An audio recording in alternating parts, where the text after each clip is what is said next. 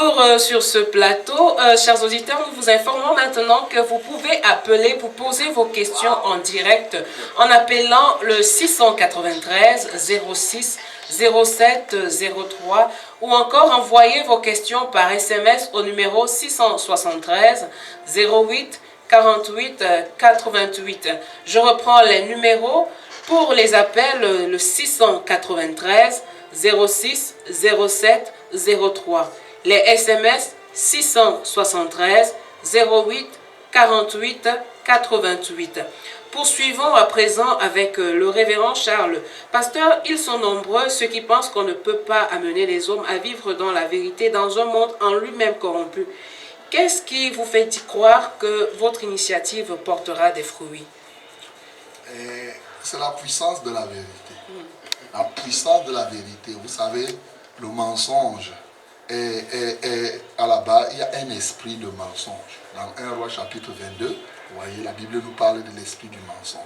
Donc, pour amener les gens à vivre dans la vérité, nous devons prier, nous devons combattre. Et bien sûr, il y en a qui pensent, mais il suffit de leur démontrer. Le CIVA sera un moment de rendre témoignage. Nous avons des témoignages et c'est ici le lieu de lancer un appel à tous ceux qui ont déjà expérimenté la vérité. Oui. En justice, par exemple, je connais des témoignages, quelqu'un qu'on a arrêté et qui a commencé à mentir.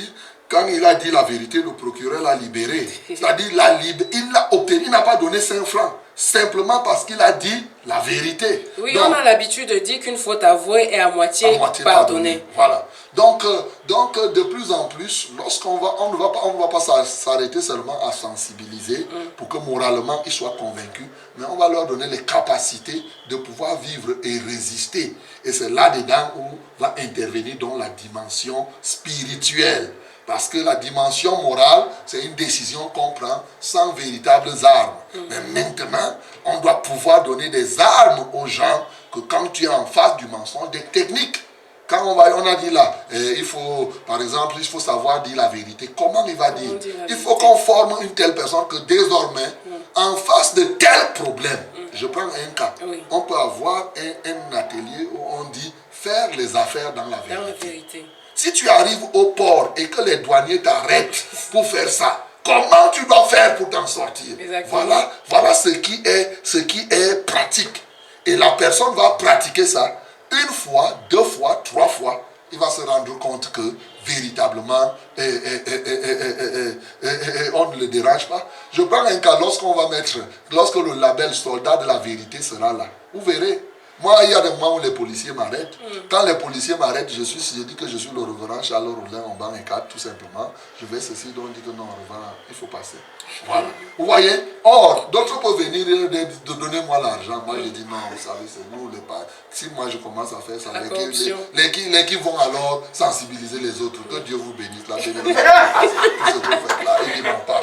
Vous voyez? Donc, on doit amener les gens à comprendre qu'on non. C'est par ignorance même que certains peuvent demander, c'est par ignorance que certains peuvent faire comme cela. Donc, les gens vont pouvoir vivre convenablement. Et moi je suis là, je ne suis pas un extraterrestre.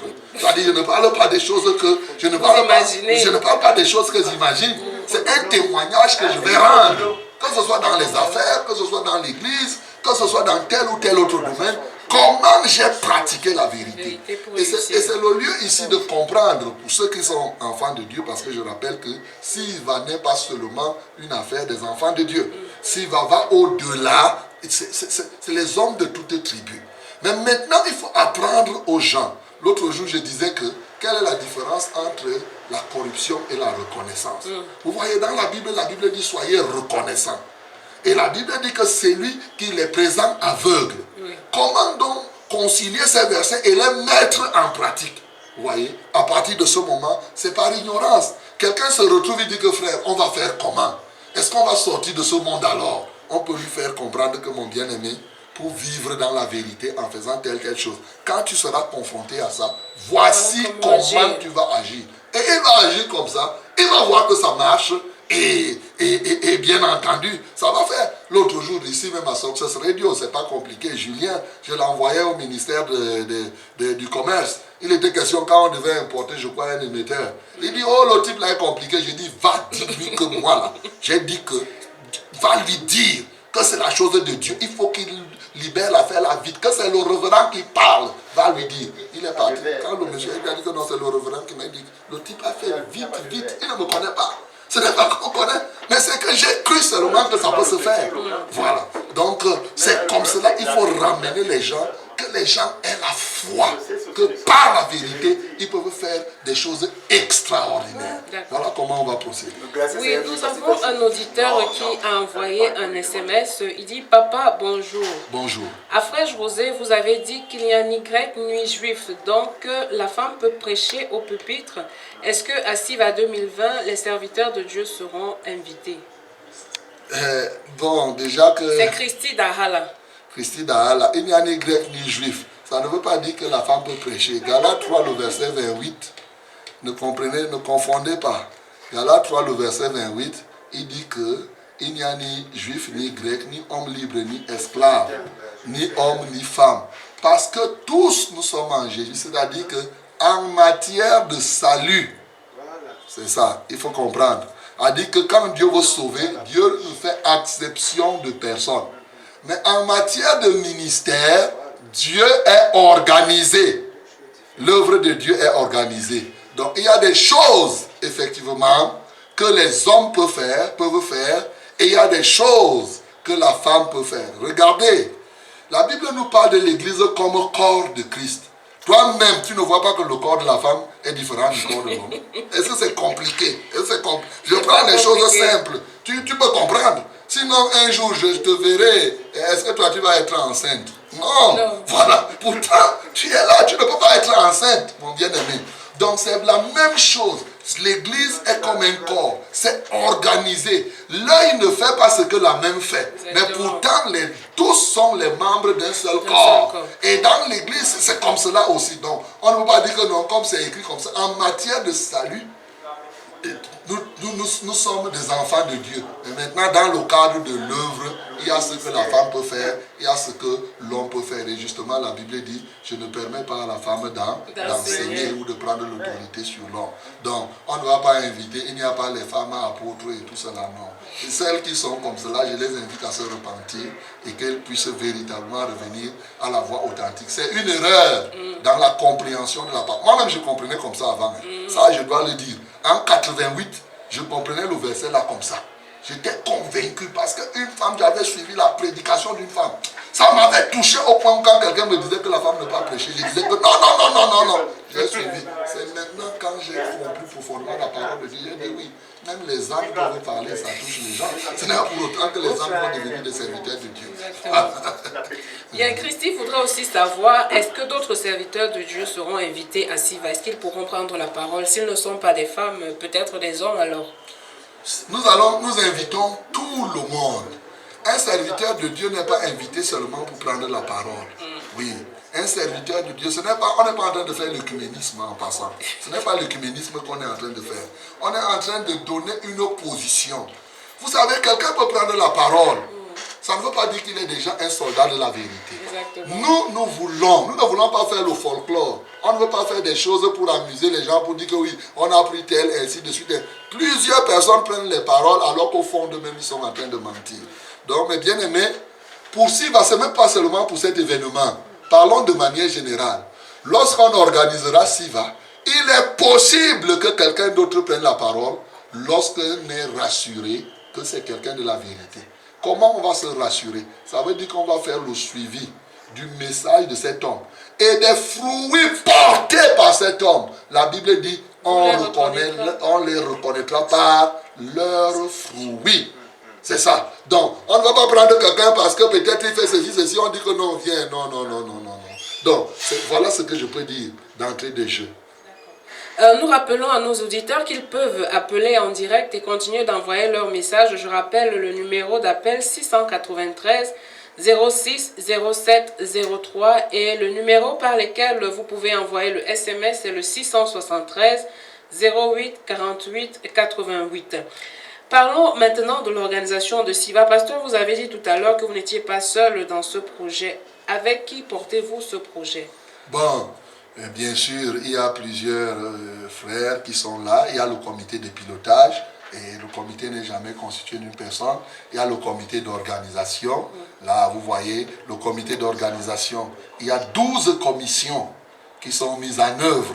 Là, nous sommes en train de mener des activités de la commission communication, mobilisation. C'est ça. Donc, c'est eux qui sont chargés de communiquer, de mobiliser. Il y a la commission protocole sécurité, la commission diplomatie, relations publiques et diplomatiques, la commission interprète. Il y a plusieurs commissions. La commission financière, voilà, parce qu'on va parler des finances tout à l'heure. Donc, la commission secrétariat administratif et financier. Donc, c'est des gens qui sont là pour faire ce travail.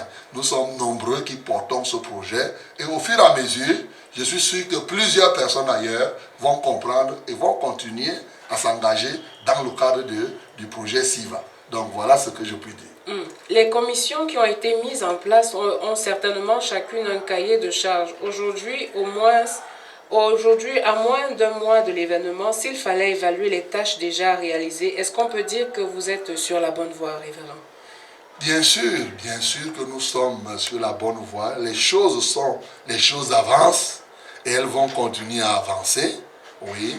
Qu'est-ce qu'il y a? Nous avons déjà la déclaration au niveau des autorités, c'est-à-dire que ce qu'on appelle couramment l'autorisation, c'est déjà fait. Ça, c'est la commission, le secrétariat administratif avec la commission relations publiques et diplomatiques. Ils ont déjà ça depuis. La salle est connue, louée, que dis-je encore?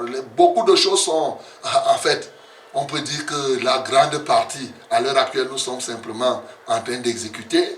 Sur le plan financier, on va en parler tout à l'heure, la grande partie du budget, 80, je peux dire même 90%, un peu plus du budget, c'est déjà couvert. Donc, je pense que pour moi, les choses sont en train d'évoluer. On voit comment les gens ont déjà envoyé les participations, c'est-à-dire que tel dit que je serai là, les listes de ceux qui seront présents, le site internet est déjà fonctionnel où les gens peuvent s'inscrire là-dessus. Donc, je crois que aujourd'hui, les choses vont bon train et ça va continuer.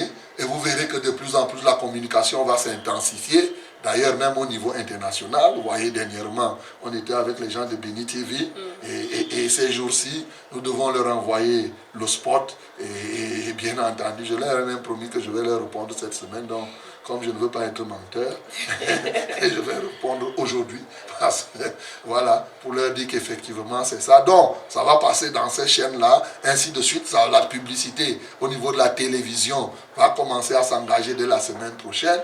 Donc, la mobilisation qui pour nous est l'enjeu, dans les cars de transport, les bus, il y a des doigts là, et tout.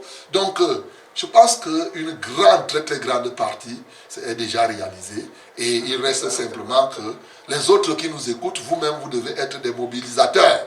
C'est un événement qu'il faut vivre parce que je rappelle que SIVA, c'est après 3 ans. Donc quand ça va passer là, vous attendez 3 ans. Tout mon souhait, c'est que Dieu vous prête longue vie. Mais comme personne ne connaît ni le jour ni l'heure, il est bon que vous assistiez à ce programme maintenant. Il ne faut pas renvoyer à demain parce que la Bible dit ne te réjouis pas du lendemain, car tu ne sais pas ce que le lendemain peut accoucher. Donc c'est très important. Vous tous qui écoutez, vous devez Pasteur, sans vous couper, il y a un auditeur en ligne. Allô, bonjour. Bonjour, bien-aimés. Soyez bénis au nom de Jésus. Amen. Nous vous écoutons. Posez votre question.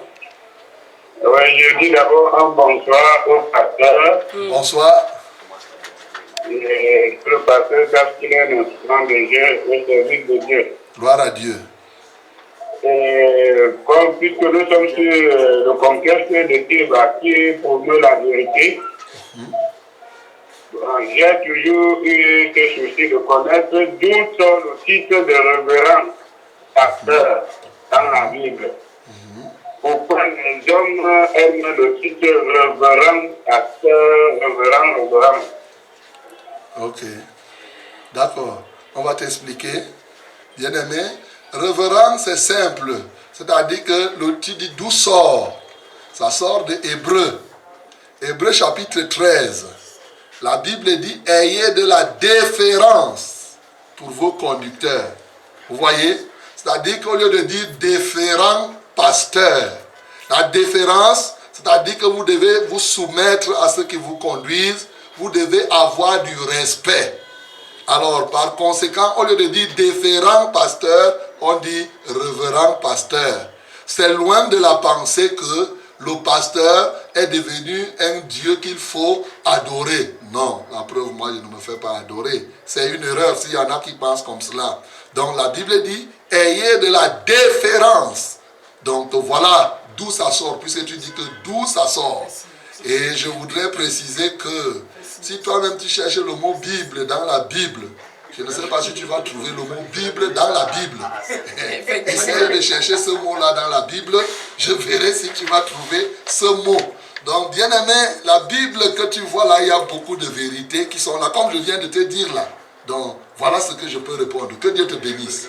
Il y en a un autre qui dit bonjour pasteur, très bonne initiative. C'est le frère Novici de Vauzois. Soyez bénis, il vous envoie ses encouragements. Merci, que Dieu te bénisse.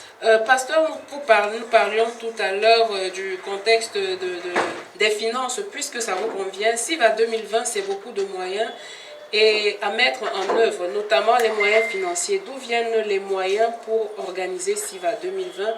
Est-ce que les contributions des volontaires sont autorisés? Ok. Parlons des moyens. Je dois dire, puisque nous sommes au niveau de la vérité, le premier moyen que nous avons, c'est la vérité elle-même. Il faut dire que la vérité a ses propres moyens pour réaliser ses actions. Oui, pasteur, avant de continuer, on nous signale un autre auditeur en ligne. Allô, bonjour. Oui, bonjour, Martin. Bonjour, on vous appelle comment? C'est Joseph de Tibalem, l'évangéliste. D'accord, nous vous écoutons, Joseph. Oui, j'ai connu le docteur Bang à Sakma dans les années 93. Il n'était pas encore dans ce qu'il faut aujourd'hui. Mais je l'ai pris comme j'ai pris tous ceux qui sont devenus grands en matière de science. Parce que je me suis toujours méfié. Et en réalité, j'aime toujours l'écouter chaque 5 heures du matin. Qu'avant de venir dans mon champ, j'ai utilisé dans mon travail à Sakma pour venir faire un champ agricole pour convaincre ceux de mon village que la sécurité en financement est possible. Bon, j'admire tellement de choses qu'il fait que je me demande, premièrement, s'il n'est pas lui aujourd'hui entouré de gens vraiment hypocrites. Parce qu'en réalité, j'ai comme l'impression que ceux qui l'entourent parce qu'ils peuvent leur suivre l'emploi. Et deuxièmement, est-ce qu'il est vraiment bon dans ce qu'il se parle de petites fois parce qu'en réalité, j'ai voulu souvent finir à l'église de lui, mais l'affaire de Bible là, c'est un véritable problème parce que quand je connais ta position par rapport aux engagements, c'est-à-dire que quelqu'un prend parce qu'on l'a poussé à faire, et quand je prends sa position par rapport à la vie, je ne vois pas la cohérence qu'il y a entre les deux parce qu'en réalité, lorsqu'on vous fait prendre un engagement ou alors lorsqu'on vous fait payer la dîme parce que dans la dîme, c'est question de payer la dîme. Mais en réalité, au Cameroun, par exemple, un instituteur comme moi, est-ce que je peux payer la dîme quand je sais que mon envie l'ont payé? Vraiment, c'est là où vraiment, il faudrait me convaincre parce que moi, je regarde vraiment avec beaucoup d'admiration. Mais comme tous ces autres éléments, je reste toujours dans mon coin en prêchant le l'évangile au profit de ceux qui m'ont dit parce que moi-même je livre parce que tellement Ok, merci révérend. Vous pouvez répondre à Joseph qui se pose toutes ces questions. Bon, que Dieu te bénisse, mon bien-aimé Joseph.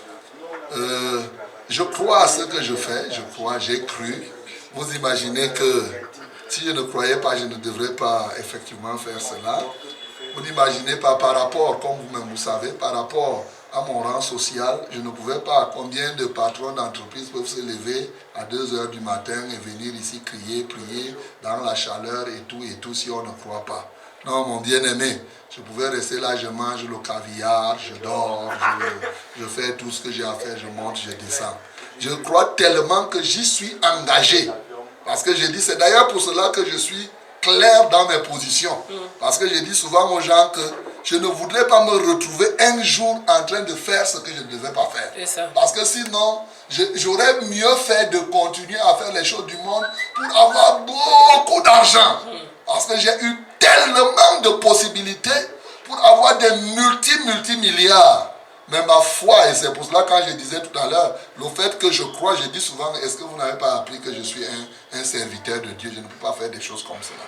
Ça, c'est la première chose. La deuxième, est-ce que ceux qui sont autour de moi sont tous des hypocrites? Non, bien sûr. Il n'y a pas. Sinon, je serais en train de travailler en vain. Il est possible qu'il y ait un hypocrite. Même Jésus avait choisi 12. Il y avait Judas autour de lui. Donc, Jésus dit que parmi vous, les 12 qui restent, il y a un démon. Donc, c'est Jésus. C'est Jésus qui a fait le choix. Je précise. A dit l'homme qui ne fait pas d'erreur. Mais dans l'église de Jésus, il y avait quand même quelqu'un là qui devait être un traître. Donc, mon bien-aimé, le fait que Judas soit là ne signifie pas que les 11 autres étaient Judas. Non, il y avait un Judas, mais les 11 autres étaient des vrais apôtres. Donc, c'est la même chose, c'est la configuration de l'église. L'église, vous allez prêcher la sainteté, vous allez prêcher ceci. Mais il pourrait avoir quelqu'un là qui peut ne pas être, même parmi les serviteurs, il peut avoir quelqu'un qui se démarre. Le fait qu'il ne soit pas ce que vous prêchez atteste plutôt que c'est l'exception en fait qui fait la règle.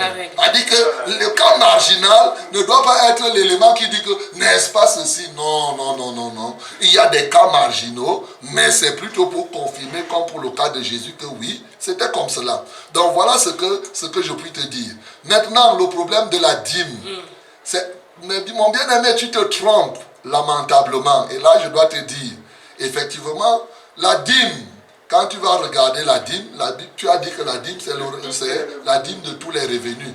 Mais c'est tout. C'est de comprendre pour toi, qu'est-ce que ton revenu? C'est là.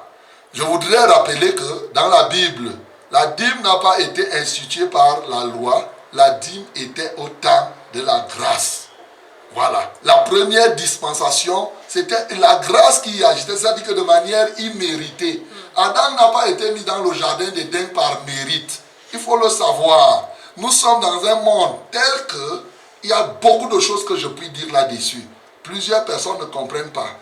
Tel que ce qui était au commencement, en fait, c'est ça qui va revenir. C'est pourquoi nous sommes déjà engagés dans ce chemin, le temps de la grâce. Et donc, quand, par exemple, oui, Abraham a payé la dîme de tous ses revenus, ce n'était pas une loi particulière. Et personne ne la lui a imposé. Personne ne lui imposait cela. Donc aujourd'hui, et la Bible dit dans Galates, chapitre 3, le verset 7, que reconnaissons que c'est ceux qui ont la foi qui sont les fils d'Abraham.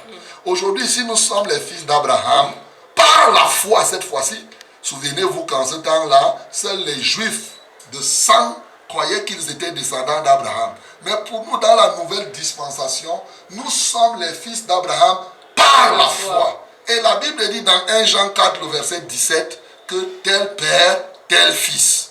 Et c'est ça que Jésus est venu confirmer dans Matthieu 23, 23, où il disait aux gens que vous payez la dîme de ceci, mais vous avez oublié d'être d'abord juste. Sauf que, mettez la justice sans oublier de payer donc la dîme et les offrandes. Donc, mon bien-aimé, tu peux payer la dîme de tous tes revenus. Il suffit qu'on t'apprenne simplement à calculer ta dîme en tant qu'agriculteur. Au lieu de décider de ne pas payer, encore que à la position où tu es, c'est bon de ne pas payer. Parce que quand tu es seul dans ton coin et que tu ne participes pas à la communion avec les autres, c'est une posture qui n'est pas bonne. Proverbe 21 nous dit que celui qui cherche son propre intérêt se met à l'écart. Celui qui se met à l'écart cherche son propre intérêt. En fait, tu es en train d'assouvir ton besoin. Mais ce n'est pas le besoin de Dieu. Dieu veut que nous soyons en assemblée. Dieu veut que tu sois là où on doit te conduire. C'est-à-dire où on doit te dire que ce n'est pas bon ce que tu fais. Ce n'est pas bon que tu restes là ton propre chef, tu décides, tu fais ce que tu veux. Non, c'est une manière de se perdre. Donc je peux t'interpeller, mon bien-aimé, véritablement à t'engager à retrouver le bon chemin. Ce qui te manque, c'est la soumission. L'obéissance qui est conforme à la parole de Dieu. Voilà ce que je peux te dire. Nous avons Marie Dentui qui dit « Bonjour pasteur, tout mon village est envahi des sorciers. Qu'est-ce qu'il faut faire pour m'en sortir contre tous les sorciers de mon village ?» Ok. La Bible dit, Marie, ce qu'il faut faire quand tout le village n'a que les sorciers, il faut que toi tu décides de ne pas être sorcier ou sorcière. Ça c'est d'un. Ça veut dire que tu donnes ta vie radicalement à Christ. Et voici donc ce que la Bible dit dans Jérémie chapitre 1. Et il continue, il dit, ils te feront la guerre, mais ils ne te vaincront pas. C'est-à-dire que les sorciers peuvent être là. Pour ceux qui sont des vrais enfants de Dieu, votre adversaire rôde comme un lion rugissant, cherchant qui il doit dévorer. Prenons dans la vie pratique cet élément. Oui, nous allons revenir tout à l'heure avec Marie et un auditeur en ligne. Allô, bonjour. Ouais, c'est moi qui reviens, Joseph de Soumaré. Ok, Joseph revient à la charge. Oui. Je vous envoie l'un de vos comptables dans mon champ. Vous allez comprendre de quoi je parle. Parce que ici, là, il y a des bananiers qui tombent et qui méritent. Je peux juste retirer quelques doigts.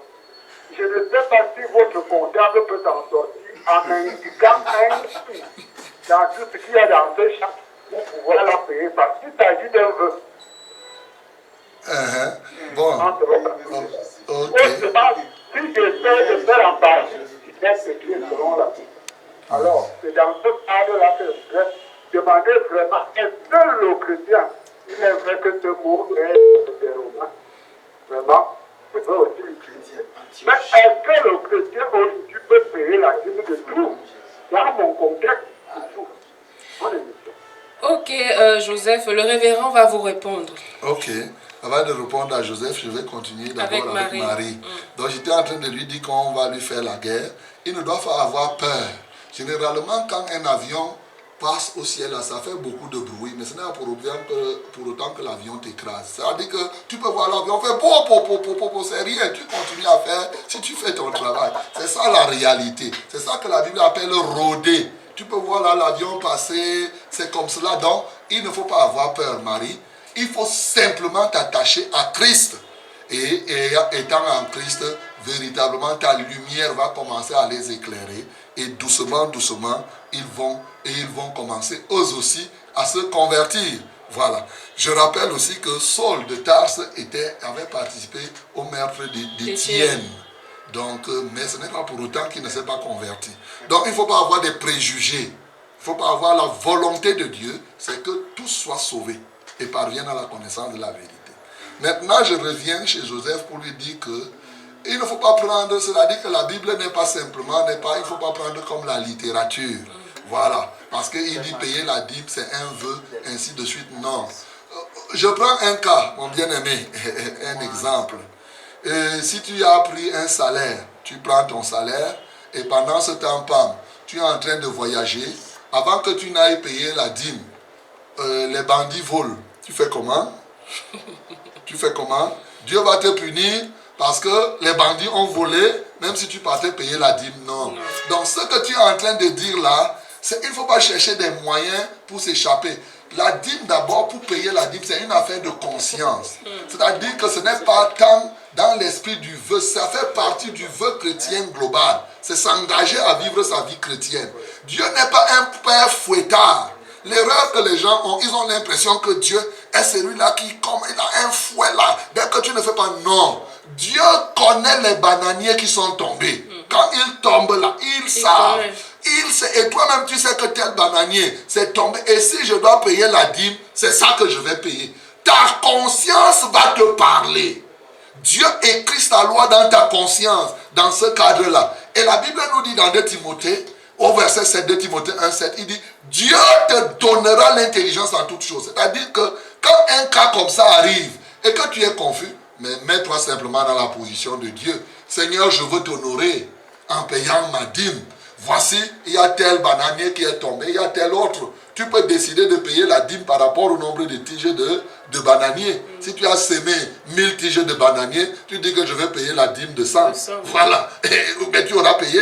C'est-à-dire qu'il y a tout. Pourvu qu'au fond de toi-même, tu ne te sentes pas, tu prennes la décision vraiment d'obéir à la voix de Dieu.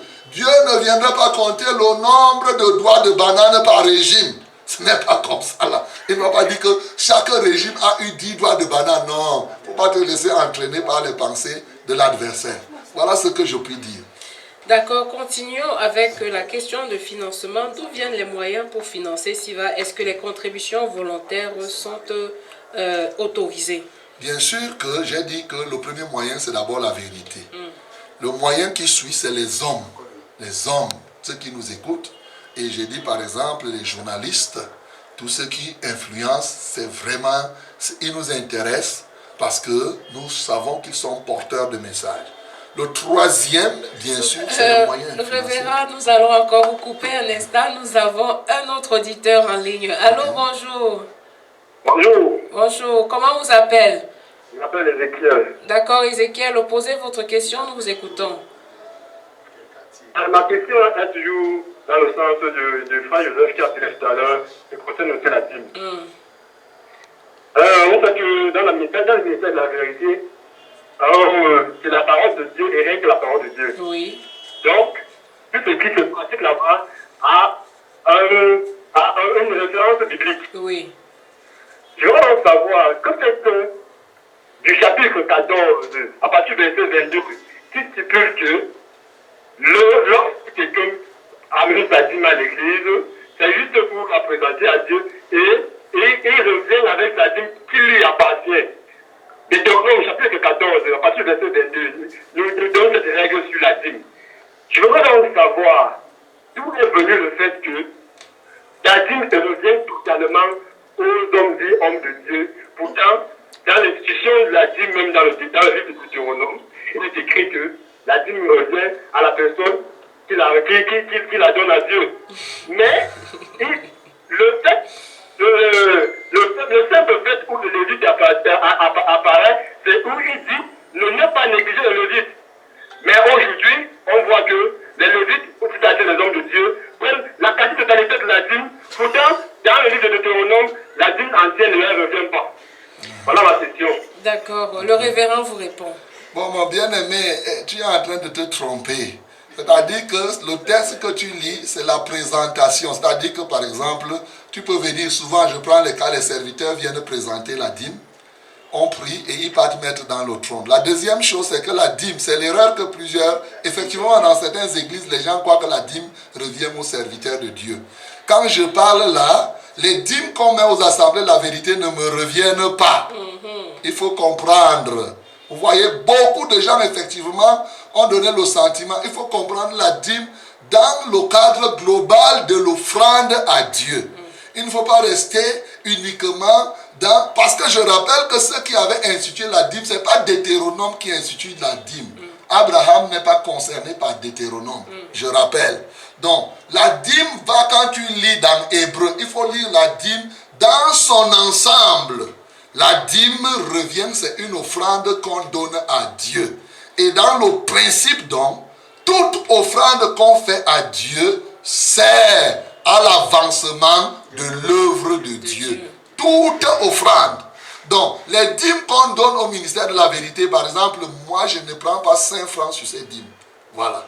Dans le ministère de la vérité, tous ceux qui travaillent et qui ont des revenus ailleurs n'ont pas part à tous ceux qui entrent dans le tronc. Parce que nous avons compris qu'il faut renoncer même à ces choses et ce serait l'amour de l'argent. Mais pour autant, la dîme est là pour faire progresser l'évangile. La dîme est là pour aider les gens, par exemple, les chapelles qu'on peut construire, les évangélisations qu'on peut faire. Bien sûr, les veuves qui sont enrôlées comme veuves peuvent avoir part à telle chose, ainsi de suite, ainsi de suite. Il faut comprendre ça dans le sens de l'offrande donnée à Dieu et non que, comme quelques-uns le pensent, ils pensent que quand on donne les dîmes à Dieu, effectivement, je connais des églises où toutes les dîmes, le serviteur dit que c'est pour lui, c'est pour lui. C'est une erreur. Il se base sur Malachie, chapitre 3, il dit que afin qu'il ne manque point la nourriture dans ma maison. Mais c'est vrai. Mais la Bible n'a pas dit qu'afin qu'il n'y ait que la nourriture. C'est-à-dire qu'il faut bien que le serviteur, ceux qui sont en plein temps, j'entends par plein temps quoi? C'est lui qui n'a pas un champ ailleurs. C'est ça le plein temps. Le plein temps, ce n'est pas quelqu'un qui a du travail et qui vient. Le vrai plein temps, c'est lui qui a part à ce qui se donne à l'autel. C'est celui qui n'a pour champ que, comme c'était avec les Lévites, ou pour ceux qui entrent dans l'autel. Donc par conséquent, quand tu as un champ ailleurs, bien entendu, tu n'as pas part à cela. Et ceux qui n'ont pas de champ ailleurs, donc on prend une partie des dîmes et des offrandes, on leur donne. Mais une autre partie, c'est pour faire l'œuvre de Dieu. L'œuvre de Dieu a besoin des moyens pour avancer. C'est pourquoi ici, quand on parle de Sivala maintenant, la question qui est posée, D'où viennent les moyens pour faire Siva? Mais vous imaginez qu'un tel événement qu'on est en train d'organiser, ça demande beaucoup d'argent. Effectivement. Ça demande des dizaines et des dizaines de millions de francs. Oui. Donc, le budget que nous avons évalué, on sait que ça pourra dépasser, c'est au moins 30 millions que nous sommes en train de mettre là tout de suite. L'argent va venir d'où? C'est ça. Pour promouvoir, pour faire la vérité. Quand on dit là qu'on va faire un compartiment permanent, ceux qui vont y travailler, vous pensez qu'ils vont manger les pierres tous les jours? C'est pas possible. Vous pensez que quand les gens viennent, pourquoi on fasse cette radio comme on est en train de faire là? L'argent vient d'où? Pour prêcher l'évangile. Non, mes bien-aimés. Donc, les moyens de Siva, les moyens financiers viennent d'où? Un, il y a la contribution des assemblées de la vérité. Oui, c'est-à-dire qu'on prend. Vous savez, nous prêchons la vérité. L'Église est la colonne et l'appui de la vérité. Nous sommes la lumière, c'est-à-dire qu'on montre le modèle. Dans les assemblées de la vérité, les comptes sont différents. Voilà. Quand on fait les bilans publics. Donc ce n'est pas une affaire qu'on cache et tout, et tout, et tout. Quand vous venez au culte à la fin du trimestre, devant tout le monde, on dit ce qui est entré, ce qui est sorti. Donc on n'est pas là dans les choses où on vous dit que vous avez donné à Dieu, ne regardez pas. Non, Dieu ne viendra pas gérer l'argent, c'est les hommes qui gèrent. Il faut qu'ils rendent compte. D'ailleurs, j'aime toujours dire, apprenez à rendre compte sur la terre pour que quand vous irez au ciel, vous ne puissiez pas bégayer là-bas. Donc, il est bon de commencer à nous dire. C'est très important. Donc le compte, il y a les comptes des assemblées de la vérité qui financent le projet SIVA. Bien sûr, en grande partie, au moins 50%, les comptes directs. Maintenant, on prend l'argent aussi des contributions qui viennent des hommes. Moi là, que vous entendez, non seulement je vais prêcher, non seulement je vais prier pour les gens, j'ai donné une contribution personnelle. C'est-à-dire que je prends mon argent de la poche, je mets là-dedans.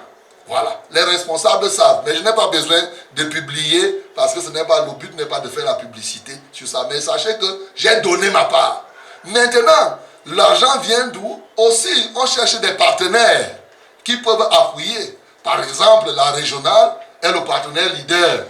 Parce que la régionale, bien sûr, quoi de plus normal, soutient la vérité.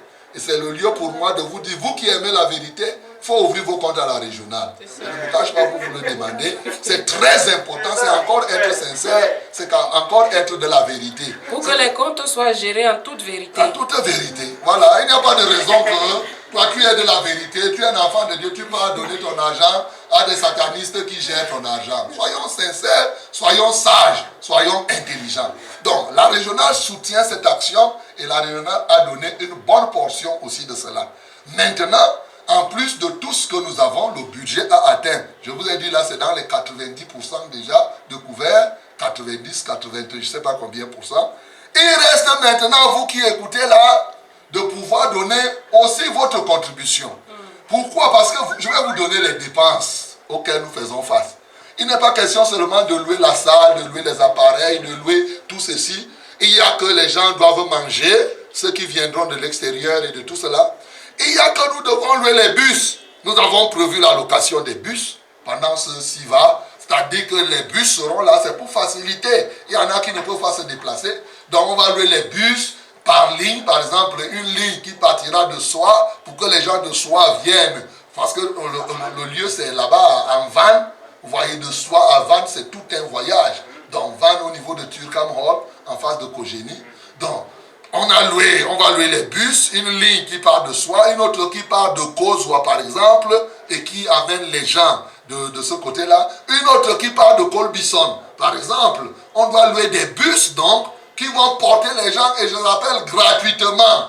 Parce qu'il y en a qui n'ont même pas les moyens. Il faut tenir compte de tout cela. Donc, ça demande que nous ayons des moyens pour le faire. Mais en plus de cela, il y a nos bien-aimés qui partent de très loin. Il y en a qui partent, par exemple, de N'Djamena, du Tchad, parlons du Tchad, notamment à Bongor. Il y en a qui partent du Grand Nord. Vous imaginez que l'aller seul va coûter 18 000 francs, sa contribution. Vous pensez que quand ils viennent ici pour manger, il doit se prendre en charge? Non. Nous avons résolu que lui, il paye l'aller, il arrive ici, on doit le loger, on doit le nourrir, et au retour, on lui paye le transport. C'est à cela que sert l'argent de l'Église. L'argent de l'église ne sert pas à ce que les pasteurs s'achètent les costumes ou quoi que ce soit. Non, ce n'est pas ça. L'argent de l'église sert à faire l'œuvre de Dieu. L'œuvre de Dieu, c'est-à-dire évangéliser, soutenir les frères. Vous voyez souvent au ministère de la vérité, nous avons eu des cas de malades. Quelqu'un a fait un accident dernièrement. On a dépensé 1,3 million pour pouvoir l'aider à sortir. Voilà à quoi sert l'argent de l'église. Et ce n'est pas que vous ne verrez pas Omban là prendre 5 francs de tout cela. Au contraire, Omban lui-même va donner sa part. Donc, c'est le lieu pour moi de vous dire qu'il y a le numéro. Voilà. Ce qui va vous contribuer. Vous savez, nous, on ne demande pas à la radio ici. Les gens ont demandé depuis que, oh, papa, ouvre le Orange Money pour qu'on envoie notre contribution. Voici le moment parce que pour nous, c'est un but qu'on doit atteindre au regard de tout ce que nous avons. Et tenez vos bics, je vais vous communiquer les numéros de MTN Money et Orange Money, où vous pourriez envoyer vos contributions, chacun selon ce que Dieu lui a donné. Vous envoyez par là pour cet événement. Alors, c'est pour MTN Mobile Money. MTN Mobile Money, c'est 681 16 68 23. Je vais encore lire. MTN Mobile Money, Momo, 681 16 68 23. Pour Orange Money, c'est 694 20 41 15. 694 20 41 15. Donc vous pouvez envoyer vos contributions là-bas. Et on vous rendra compte, on dira que voici ce qui est entré. Donc toutes les bonnes volontés, ceux qui sont épris d'un souci de la vérité, nous attendons vos contributions. Vous devez soutenir ce projet. Moi-même je soutiens, l'église soutient. Nous tous, nous voulons que la vérité soit en haut et le mensonge doit être en bas. Que Dieu soit loué. Nous bénissons le Seigneur. Pasteur, comment est-ce qu'on fait pour donc participer à SIVA si on n'est pas dans les assemblées de la vérité? Ok, si on n'est pas dans les assemblées de la vérité, vous êtes la bienvenue, c'est simple. Premièrement, vous pouvez vous inscrire au site internet. Oui, le site internet est là, www.siva2020.org. Je lis encore, vous partez à www.siva2020.org. C'est ça le site, vous pouvez vous inscrire. Mais même si vous n'êtes pas inscrit, quand nous allons envoyer les bus simplement, on va déterminer ici les points où vous allez vous retrouver pour venir. Vous entrez seulement dans le bus, vous venez, c'est tout. Il n'y a pas autre chose. Il n'y a rien à payer, c'est gratuit. Il n'y a rien à payer, donc vous venez tout simplement. Et même si vous êtes à Douala, même si vous êtes à Maroua, vous êtes n'importe où, vous venez parce que vous voulez que la vérité triomphe. Et ceux qui viendront, le jour-là, on va leur dire simplement le nombre de places qu'il y aura. On va dire, voilà, vous pouvez dormir ici, vous pouvez faire ceci, cela. Donc, on n'a pas nécessairement vous n'avez pas besoin d'être nécessairement des assemblées de la vérité pour participer à ce programme. Mais vous devez être quelqu'un qui aime la vérité, qui veut entendre la vérité, qui veut vivre la vérité, quel que soit ce que vous faites. Et vous devez, peut-être que vous ne parvenez pas encore. Peut-être que vous êtes un menteur professionnel. Un menteur industriel. Ce sommet t'intéresse parce que ça va t'aider à abandonner le mensonge et à continuer à mieux vivre.